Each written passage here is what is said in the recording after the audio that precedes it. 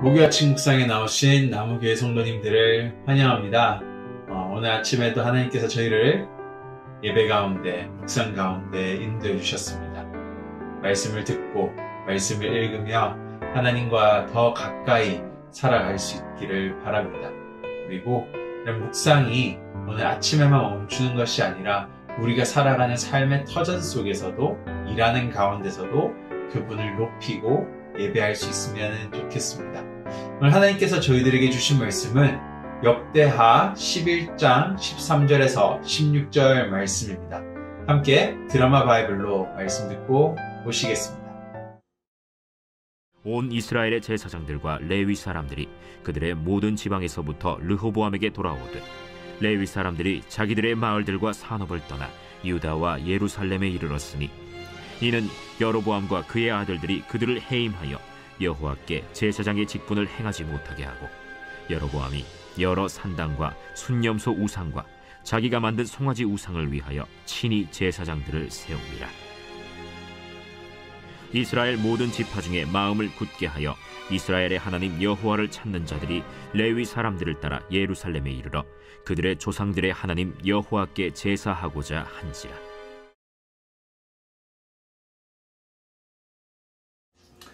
오늘 역대하 말씀은 이제 하나였던 이스라엘이 남과 북으로 나뉘어지게 됩니다. 남유다와 북이스라엘이 되게 되죠. 그리고 북이스라엘은 여로보암 왕이 다스리게 됩니다. 그리고 이 여로보암 왕은 베델에서부터 단에 이르기까지 금송아지를 만들어서 하나님을 찬양하지 못하고 금송아지를 찬양하게끔 만듭니다. 그래서 레위 지파들 또한 하나님을 찬양해야 되지만도 찬양할 수 없게 되고 파직하게 됩니다. 또한 또 다른 지파의 민족들도 하나님을 찬양하고 싶지만 하나님을 찬양할 수 있는 공간을 잃어버리게 됩니다. 그래서 이 레위 지파와 하나님을 찬양하고 싶은 지파의 사람들은 큰 결정을 하는데요. 오늘 본문 14절은 이렇게 말하고 있습니다. 레위 사람들이 자기들의 마을들과 산업을 떠나 자신의 삶의 터전을 떠났다고 말합니다.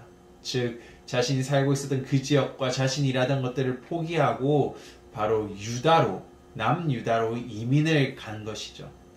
단 하나의 이유로 이민을 간 것입니다.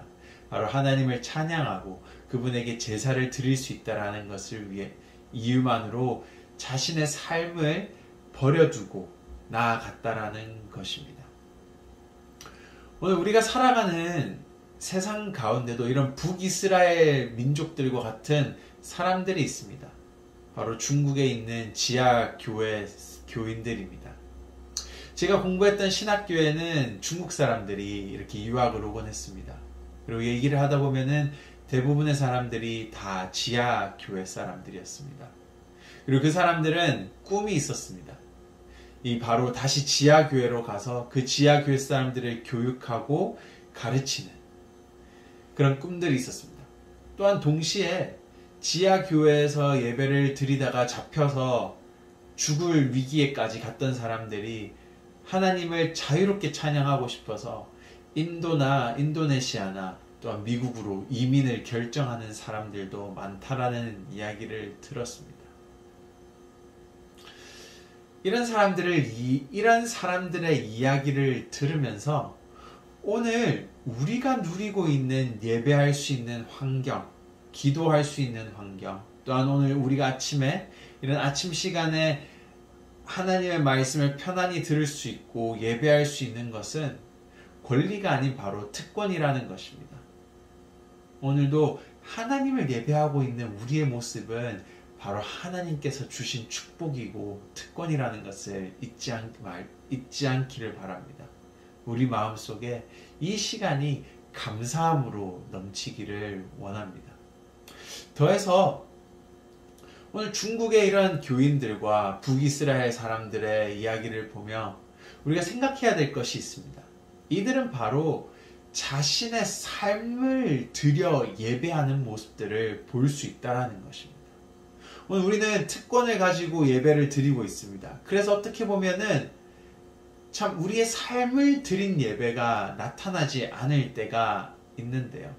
어떻게 보면 그냥 아침 묵상이라는 시간 속에서 예배를 드리고 말씀을 본 것으로 땡 하고 우리의 하루의 삶은 그저 다를 바 없는 non-크리스천들과 그리스도인이 아닌 사람들과 다를 바 없는 삶을 살아가고 있지 않나라는 생각을 해보았으면 좋겠습니다. 오늘 이들의 예배, 중국의 지하교회 사람들이나 또한 북이스라엘 사람들의 예배는 조금 전에 제가 말씀드렸듯이 삶을 드린 예배였습니다. 오늘 우리 안에도 이런 삶을 드린 예배가 일어나기를 원합니다. 아침 묵상을 마무리하는 가운데 한 미국 사람의 간증을 통하여 삶을 드린 예배가 무엇인지를 한번 살펴보았으면 좋겠는데요. 데니얼이라는 공사장의 인부의 이야기입니다. 이 사람이 조그만한 글을 적어서 인터넷에 올린 것을 제가 보았습니다. 이렇게 시작합니다. 공사장은 거칠고 세속적인 문화로 가득 찬 곳입니다. 그곳에서 나의 눈은 하나님을 보지 못할 때가 많습니다. 공사장은 비속어가 난무하는 곳입니다. 그곳에서 그리스도인의 향기로운 말들을 하는 것은 쉽지가 않습니다. 하지만 나는 예배자입니다. 나는 나의 삶으로부터 분리되기를 원합니다. 공사장에서 분리되어 그곳에서 예배가 드려지기를 원합니다. 데니엘은 이 공사장의 사장이 아닙니다. 그저 고용되어진 한 인부입니다. 하지만 그는 공사장에서의 일과 사람들의 관계가 예배가 되기를 바라고 있습니다. 바로 삶이 드려지는 것이죠. 자신이 살아가는 그 삶과 분리되어져서 그곳에서 예배가 일어나기를 원하는 것입니다. 그래서 데니엘은 이런 결정을 합니다. 그래서 저는 이런 결정을 했습니다. 매일 아침 다른 인물들보다 15분 일찍 도착해서 그곳에서 아름다운 말들과 문화가 이루어지기를 위해 기도합니다. 나의 동료들이 안전하기를 위해 기도합니다. 이것이 우리 그리스도인이 할 수 있는 삶 속에서 드려지는 예배라고 저는 생각합니다. 하며 글을 마쳤습니다. 오늘 여러분들도 삶을 살아가실 것입니다. 삶의 터전에서 살아가고 출근을 하십니다.